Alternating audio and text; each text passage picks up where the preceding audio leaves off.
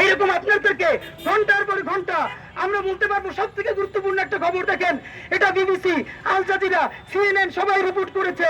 সুন্নি deal, এই যে সুন্নি delay কি হয়েছিল, ভারতীয় অনলাইনে অ্যাপে কিভাবে মুসলিম নারীদের বিক্রি করা হয়েছে। আপনারা বলেন গত 50 বছরে বাংলাদেশ বা তার প্রতিবেশী দেশের কোন দেশে হিন্দু নারীদেরকে, খ্রিস্টান নারীদেরকে অ্যাপে তুলে বিক্রি করা হয়েছে?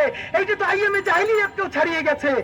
অথচ এই ভারত অ্যাপে তুলে মুসলিম নারীদেরকে শুধু বিক্রি করে নাই, একজন পাইলট যিনি মুসলিম নারী তিনিও দেখছেন সেই অ্যাপে তাকেও বিক্রি করার জন্য নিলামে তুলে দেওয়া হয়েছে।